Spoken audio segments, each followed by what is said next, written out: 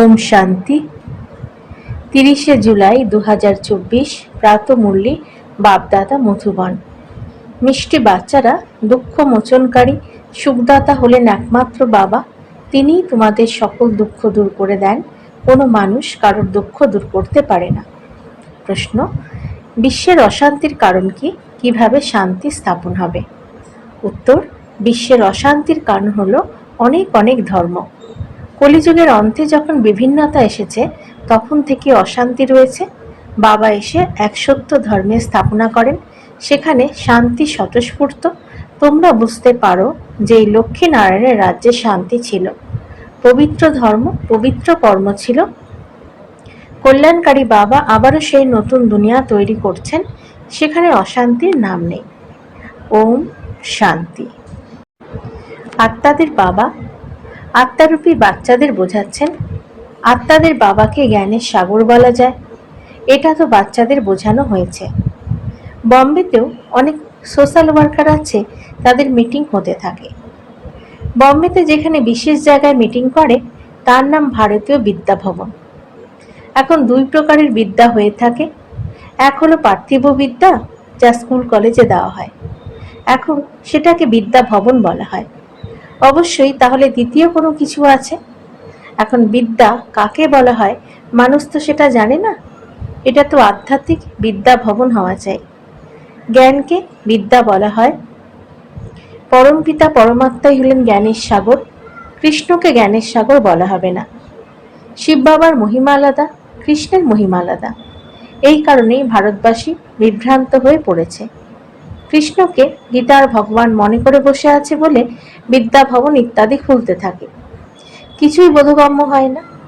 বিদ্যা হলো গীতার জ্ঞান, সেই জ্ঞান থাকে এক বাবার মধ্যে, যাকে জ্ঞানের সাগর বলা হয়, যাকে কোনো মানুষই জানে না। বাস্তবে তো ভারতবাসীদের ধর্মশাস্ত্র আছে একটি, সর্বশাস্ত্রের শিরোমণি ভগবদ গীতা। এখন ভগবান কাকে বলা যায়, এই সময় ভারতবাসী সেটাও বোঝে না। না হলে কৃষ্ণকে ভগবান বলে দেয়, নয় রামকে, নয় নিজেকেই পরমাত্মা বলে দেয়। এখন তো সময়তম প্রধান, রাবণ রাজ্য যে, তাই না? তোমরা অর্থাৎ বাচ্চারা যখন কাউকে বোঝাও, তখন বলো শিব ভগবানুবাচ। প্রথমে তো এটা বোঝো জ্ঞান সাগর হলেন একমাত্রই পরমপিতা পরমাত্মা, যার নাম হলো শিব। শিবরাত্রি পালনও করে, কিন্তু কারোরই বোধগম্য হয় না। অবশ্যই শিব এসেছেন, তাই তো শিবরাত্রি পালন করা হয়। শিবকে এটাও জানে না। বাবা বলেন ভগবান তো সকলেরই এক, সকল আত্মারা হলো ভাই ভাই। এক পরমপিতা পরমাত্মাই হলেন আত্মাদের পিতা, ওনাকে জ্ঞানের সাগর বলা হবে। দেবতাদের মধ্যে এই জ্ঞান নেই। কোন ধরনের জ্ঞান? রচয়িতার রচনার আদি মধ্য অন্তের জ্ঞান কোনো মানুষের মধ্যেই নেই। তারা বলে প্রাচীন ঋষি মুনিও এটা জানতো না, তারা প্রাচীনের অর্থও জানতো না। সত্যযুগ ত্রেতা হলো প্রাচীন, সত্যযুগ হলো নতুন দুনিয়া, সেখানে তো ঋষি মুনি ছিল না। এই ঋষিমুনি ইত্যাদি সবাই পরবর্তীকালে এসেছে, তাদের ওই জ্ঞান অবগত ছিল না, তারা নেতি নেতি বলে দিত। তারাই জানতো না যখন, তাহলে ভারতবাসী যারা এখন তমগুণী হয়ে গেছে, তারা কিভাবে জানবে? এই সময় সায়েন্সের দম্ভ খুব বেশি, মনে করে এই সায়েন্সের দ্বারাই ভারত স্বর্গে পরিণত হয়েছে। একে মায়ার আত্মম্ভরিতা বলা হয়। ফল অফ পম্পেই, পম্পেই নগরীর পতন, ফল অফ পম্পেই। একটি নাটকও আছে, বলাও হয়ে থাকে যে এই সময় হলো ভারতের পতনের। সত্যযুগে ছিল উত্থান, এখন হলো পতন। এখানে কি আর কোনো স্বর্গ আছে? এ তো হলো মায়ার জৌলুস, একে শেষ হতেই হবে। মানুষ মনে করে বিমান আছে, বড় বড় মহল আছে, বিদ্যুৎ আছে, এটাই হলো স্বর্গ।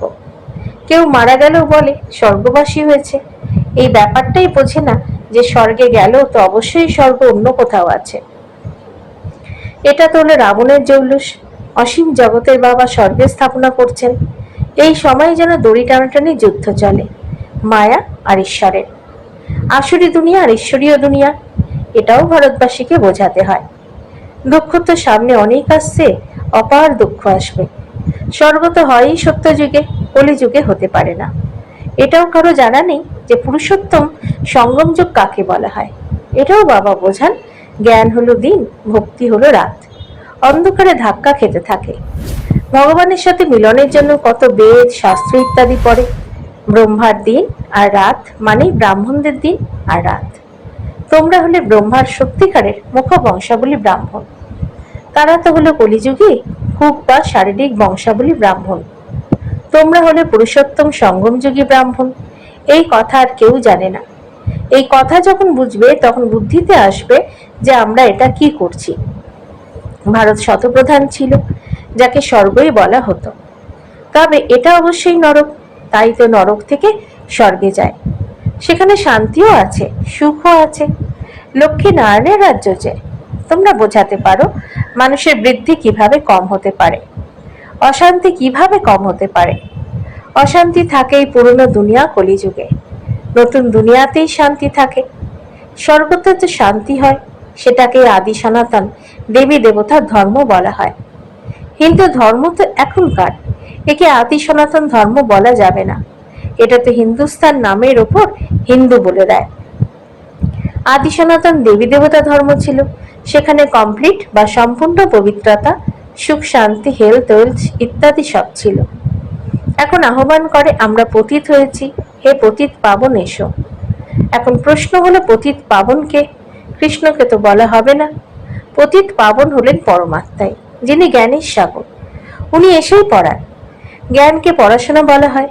সবকিছু নির্ভর করে গীতার উপরে। এখন তোমরা প্রদর্শনী, মিউজিয়াম ইত্যাদি করো, কিন্তু এখনো পর্যন্ত বিকের অর্থ বোঝো না। মনে করে এটা কোনো নতুন ধর্ম, শোনেও কিছু বোঝে না। বাবা বলছেন একদমই তমপ্রধান পাতর বুদ্ধি। এই সময় সায়েন্সের দম্ভ বেশি হয়েছে। সায়েন্সের দ্বারাই নিজের বিনাশ করে নিলে তো পাথর বুদ্ধি বলা হবে। পারস বুদ্ধি কি বলা হবে? বক্স ইত্যাদি তৈরি করে নিজের বিনাশের জন্য। এইরকম নয় যে শঙ্কর কোনো বিনাশ করে না, এরা নিজেদের বিনাশের জন্যই সব তৈরি করেছে। কিন্তু তমপ্রধান পাথর বুদ্ধি বোঝে না, যা কিছু তৈরি করে এই পুরনো সৃষ্টির বিনাশের জন্য। বিনাশ হলে তবে আবার নতুন দুনিয়ার জয় জয়কার হবে। তারা তো মনে করে নারীদের দুঃখ কিভাবে দূর করবে, কিন্তু মানুষ তো আর কারোর দুঃখ দূর করতে পারে না। দুঃখ বঞ্জনকারী সুখদাতা তো হলেন একমাত্র বাবা। দেবতাদেরও বলা হবে না, কৃষ্ণও তো হলেন দেবতা। ভগবান বলা যাবে না, এটাও বোঝে না। যারা বোঝে তারা ব্রাহ্মণ হয়ে অন্যদেরও বোঝাতে থাকে। যারা রাজপদের অধিকারী বা আদি সনাতন দেবী দেবতা ধর্মের হবে, তারা বেরিয়ে আসবে। লক্ষ্মী নারায়ণ স্বর্গের মালিক কিভাবে হলো? কোন কর্ম করেছিল যে বিশ্বের মালিক হলো? এই সময় কলিযুগের শেষে অসংখ্য ধর্ম রয়েছে বলে এত অশান্তি রয়েছে। নতুন দুনিয়াতে তো আর এইরকম হবে না। এখন এটা হলো সঙ্গম যুগ, যখন কিনা বাবা এসে রাজযোগ শেখাচ্ছেন। বাবাই কর্ম অকর্ম বিকর্মের নলেজ শোনান। আত্মা শরীর নিয়ে কর্ম করতে আসে। সত্য যুগে যে কর্ম করে সেটা অকর্ম হয়ে যায়, সেখানে বিকর্ম হয় না, দুঃখ থাকেই না। কর্ম অকর্ম বিকর্মের গতি অন্তিম কালে বাবা এসেই শোনান। আমি এনার বহু জন্মের অন্তেরও অন্তে আসি, এই রথে প্রবেশ করি। এই রথ হলো অকাল মূর্তি বা কালের উপরে বিজয় প্রাপ্ত করা আত্মার। শুধুমাত্র এক অমৃতসরে নয়, সব মানুষের অকাল তখ্ত অর্থাৎ শাশ্বত সিংহাসন রয়েছে। আত্মা হলো অকাল মূর্তি অর্থাৎ কালের উপর বিজয়। এই শরীরই কথা বলে, হাঁটে, চলে। অকাল বা অবিনশ্বর আত্মার এটা হলো চৈতন্য আসন। সকলেই তো অকাল মূর্তি, শরীরকে মৃত্যু গ্রাস করে। আত্মা হলো অমর, তারা তখ্ত বা সিংহাসন বিনাশ করে দেয়। সত্য যুগে তখ্ত বা সিংহাসন খুবই কম হয়। এই সময় কোটি কোটি আত্মাদের তখ্ত বা সিংহাসন আছে। আত্মাকে অকাল বা অমর বলা হয়। আত্মাই তমপ্রধান থেকে শতপ্রধান হয়। আমি তো হলাম এভার শতপ্রধান পবিত্র। যদিও বলা হয় প্রাচীন ভারতের যোগ, কিন্তু তারাও মনে করে কৃষ্ণ শিখিয়েছিল। গীতাকে খণ্ডন করে দিয়েছে। জীবন কাহিনীতে নাম পরিবর্তন করে দিয়েছে। বাবার পরিবর্তে বাচ্চার নাম দিয়ে দিয়েছে। শিবরাত্রি পালন করে, কিন্তু তিনি কিভাবে আসেন এটা জানে না। শিব হলেন পরমাত্মা, ওনার মহিমা একদম আলাদা। আত্মাদের মহিমা হলো আলাদা। বাচ্চাদের এটা জানা আছে রাধা কৃষ্ণই হল লক্ষ্মী নারায়ণ। লক্ষ্মী নারায়ণের যুগল রূপকে বিষ্ণু বলা হয়। পার্থক্য তো নেই, তবে 4 ভুজ বিশিষ্ট 8 ভুজ বিশিষ্ট কোনো মানুষ হয় না। দেবতাদের কত ভুজ বা হাত দিয়ে দিয়েছে, এইসব কথা বুঝতেই সময় লাগে। বাবা বলেন, আমি হলাম দিনের বন্ধু। আমি আসিও তখনই যখন ভারত গরিব হয়ে যায়, রাহুর গ্রহণ বসে যায়। বৃহস্পতির দশা ছিল, এখন রাহুর গ্রহণ ভারতে তো বটেই, সারা ওয়ার্ল্ডে রয়েছে। সেই জন্য বাবা আবার ভারতে আসেন, এসে নূতন দুনিয়া স্থাপন করেন, যাকে স্বর্গ বলা হয়। ভগবান বাচ, আমি তোমাদের রাজারও রাজা, ডবল মুকুটধারী স্বর্গের অধিপতি করে তুলি। 5000 বছর হলো, যখন কিনা আদি সনাতন দেবী দেবতা ধর্ম ছিল, এখন সেটা নেই, তমপ্রধান হয়ে গেছে। বাবা নিজেই নিজের অর্থাৎ রচয়িতা আর রচনার পরিচয় দেন। তোমাদের কাছে প্রদর্শনী মিউজিয়ামে এত আসে, বোঝে কি আর কিছু? বিরলি কেউ বুঝতে পেরে কোর্স করে। রচয়িতার রচনাকে জানে। রচয়িতা হলেন অসীম জগতের বাবা, ওনার থেকে অসীম জগতের উত্তরাধিকার প্রাপ্তি হয়। এই নলেজ বাবাই দেন। আবার রাজ্য পাঠ প্রাপ্ত হলে সেখানে নলেজের দরকার নেই। সদ্গতি বলা হয় নতুন দুনিয়ার স্বর্গকে, পুরনো দুনিয়ার নরককে দুর্গতি বলা হয়। বাবা তো খুবই ভালোভাবে বোঝান। বাচ্চাদের এইরকম ভাবে বোঝাতে হবে, লক্ষ্মী নারায়ণের চিত্রও দেখাতে হবে। এই বিশ্বে শান্তি স্থাপন হচ্ছে। আদি সনাতন দেবী দেবতার ধর্মের ফাউন্ডেশন নেই, যেটা বাবা স্থাপন করছেন। দেবতাদের পবিত্র ধর্ম, পবিত্র কর্ম ছিল, এখন এটা হলেই ভিসাস ওয়ার্ল্ড, অর্থাৎ পাপি দুনিয়া। নতুন দুনিয়াকে বলা হয় ভাইসলেস ওয়ার্ল্ড, শিবালয়। এখন তোমরা বোঝালে বেচারাদের কিছু কল্যাণ হয়। বাবাকে কল্যাণকারী বলা হয়। তিনি আসেনি পুরুষোত্তম সঙ্গম যুগে। কল্যাণকারী যুগে কল্যাণকারী বাবা এসে সকলের কল্যাণ করেন, পুরনো দুনিয়াকে পরিবর্তন করে নতুন দুনিয়া স্থাপন করে দেন। জ্ঞানীর দ্বারা সদ্গতি হয়, এর উপরে রোজ টাইম নিয়ে বোঝাতে পারো। বলে রচয়িতার রচনার আদি মধ্য অন্তকে আমিই জানি। এটা গীতার এপিসোড চলছে, যাতে ভগবান এসে রাজযোগ শিখিয়েছেন, ডবল মুকুটধারী তৈরি করেছেন। এই লক্ষ্মী নারায়ণও রাজযোগ দ্বারা এরকম হয়েছে। এই পুরুষোত্তম সঙ্গম যুগে বাবার কাছে রাজযোগ শেখে। বাবা প্রতিটি কথা কত সহজ করে বোঝান। আচ্ছা, মিষ্টি মিষ্টি হারানিধি বাচ্চাদের প্রতি মাতা পিতা বাপদাদার স্মরণে স্নেহ সুমন আর সুপ্রভাত। আত্মাদের পিতা তার আত্মারূপী বাচ্চাদেরকে জানাচ্ছেন নমস্কার। আমাদেরও বাপদাদাকে ধন্যবাদ, নমস্কার। ধারণার জন্য মুখ্য সার 1, রাজযোগের পড়াশোনা হলো সোর্স অফ ইনকাম, কারণ তা দিয়েই আমরা রাজারও রাজা হই। এটা হলো আধ্যাত্মিক পড়াশোনা, রোজ পড়তে হবে আর পড়াতে হবে। 2, সর্বদাই নেশা থাকবে, আমরা ব্রাহ্মণ, সত্যিকারের মুখ বংশাবলী। আমরা কলিযুগে রাত থেকে বেরিয়ে দিনে এসেছি। এটা হলো কল্যাণকারী পুরুষোত্তম যুগ, এতে নিজেরা সকলের কল্যাণ করতে হবে। বরদান, প্রতিটি শ্রেষ্ঠ সংকল্পকে কর্মের রূপদানকারী মাস্টার সর্বশক্তিমান ভব।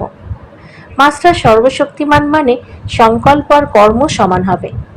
যদি সংকল্প অত্যন্ত শ্রেষ্ঠ হয় আর কর্ম সংকল্প অনুসারে না হয়, তাহলে তাকে মাস্টার সর্বশক্তিমান বলা হবে না। তো চেক করো যে যে শ্রেষ্ঠ সংকল্প করছো সেটা কর্মের প্রতিফলিত হচ্ছে নাকি হচ্ছে না। মাস্টার সর্বশক্তিমানের লক্ষণ হলো যে শক্তি যেই সময় প্রয়োজন সেই শক্তি কাজে আসবে। স্থূল আর সূক্ষ্ম সকল শক্তিগুলি এতটাই কন্ট্রোলে থাকবে যেই সময় যে শক্তি প্রয়োজন সেই শক্তিকে কাজে লাগাতে পারবে।